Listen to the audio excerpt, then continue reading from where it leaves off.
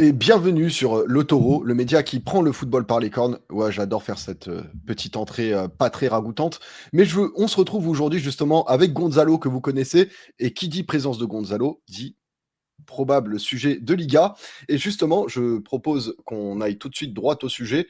N'hésitez quand même pas à liker un maximum et à vous abonner si vous êtes nouveau sur le contenu. Mais on va parler aujourd'hui avec Gonzalo d'un transfert qui est possible avec justement un probable départ de Rodrigo annoncé du Real Madrid.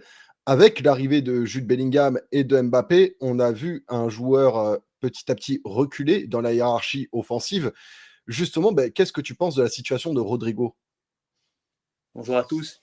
La situation de Rodrigo me fait un peu, j'ai un peu de peine pour ce joueur. Il est très bon à voir jouer. Pour moi, un peu sous-coté, mais il manque un peu de régularité. Et en fait, c'est l'arrivée de Mbappé qui l'a un peu plus relégué parce que quand Bellingham est arrivé en 2023, Bellingham joue autour de Vinicius et de Rodrigo ensemble. Ça fonctionnait bien, hein, le trio. Et des fois, quand Bellingham n'était pas là, Brahim jouait, ou Vinicius n'était pas là, c'était Brahim qui jouait, ou même Rossellou, des fois ça fonctionnait bien. L'arrivée de Mbappé, malheureusement, c'était un des choix forts qu'allait faire Ancelotti. Soit il a nié les quatre en même temps, mais que ça allait déséquilibrer l'équipe, soit Rodrigo allait sur le banc.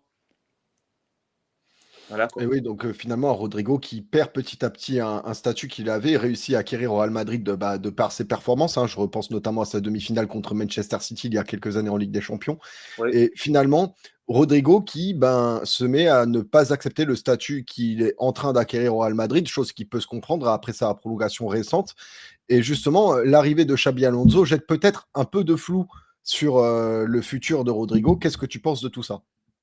Xabi Alonso, il a dit qu'il comptait sur lui, tout comme Rodrigo dit qu'il est au Real Madrid.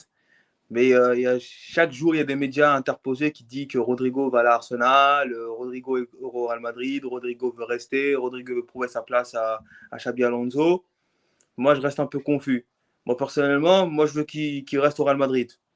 Après, ce sera à lui d'accepter soit son statut de remplaçant, soit peut-être il démarrera titulaire parce que Xabi Alonso a dit récemment que si l'un des 11 joueurs ne court pas sur le terrain, il ne jouera pas, peu importe le nom.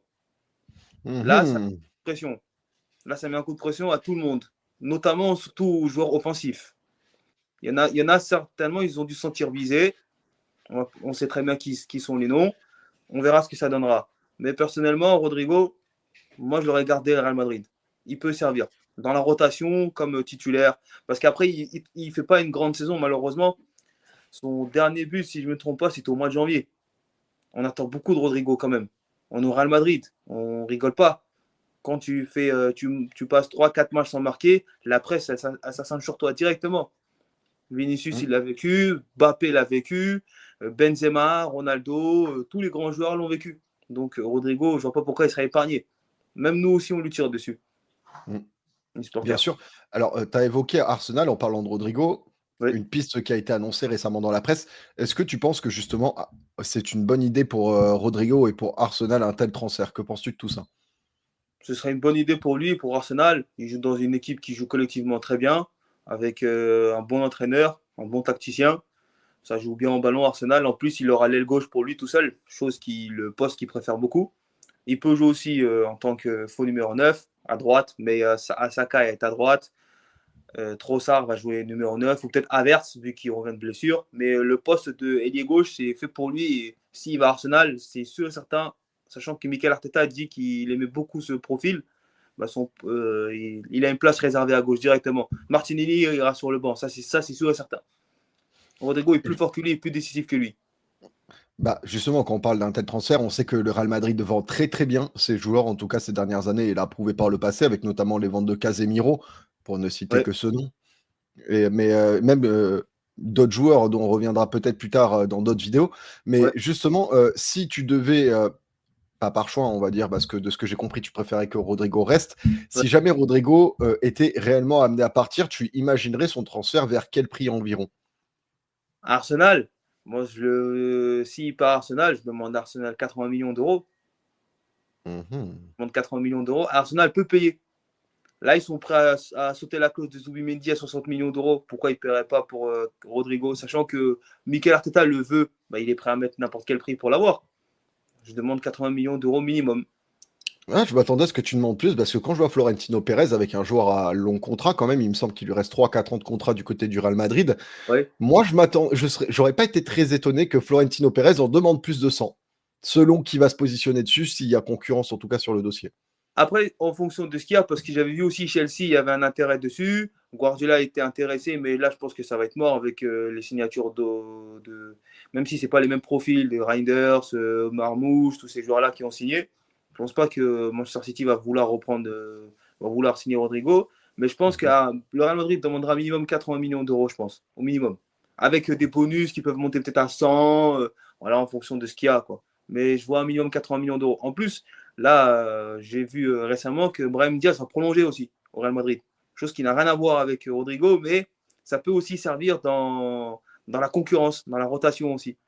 En sachant que tu as recruté le jeune Argentin Mastiantono, on se doute Donc, bien que tu ajoutes également Arda Güler qui peut jouer sur cette aile droite, Brahim Diaz. C'est ouais, vrai que c'est un secteur de jeu qui peut peut-être probablement être embouteillé. Peut-être que le départ est la meilleure chose à envisager pour Rodrigo. envisager. Et surtout aussi que le Real Madrid a dépensé dans le mercato. Il faut qu'il récupère un peu d'argent derrière. Là, ils ont Alors, la Coupe dépensé. du monde des clubs va bien servir, en effet, mais si le Real Oui, Madrid veut continuer son mercato, parce que bah, ce n'est que le début, hein, la vraie fenêtre de mercato n'a pas encore ouvert. ouais. Je suis d'accord avec toi, qui dit investissement dit vente à faire, et de ce que je vois, il n'y a pas 30 joueurs du Real Madrid qui sont sur la liste des transferts, donc forcément, Rodrigo risque d'être amené à être un de Bah, ces joueurs qui peut quitter le Real Madrid. c'est lui qui peut rapporter le plus d'argent au club. Parce que je pense que, bon, j'avais vu Camavinga aussi, peut-être sur la liste, mais je pense pas qu'il s'en Mmh, ira. J'ai vu Ceballos, lui, il peut peut-être s'en aller pour avoir un peu plus de temps de jeu si, s'il voit que sa situation ne s'améliore n'évolue pas. Même il a beaucoup joué la saison dernière, il peut rapporter un peu d'argent au Real Madrid. Il faudra juste qu'il y ait des clubs qui se positionneront. Lui, il veut retourner au Betis. Ça peut rapporter un peu d'argent au club. Après, il faudrait que le Betis l'inscrive, bien sûr. Qui encore peut ramener de l'argent? Fran Garcia, latéral gauche, en s'en allant.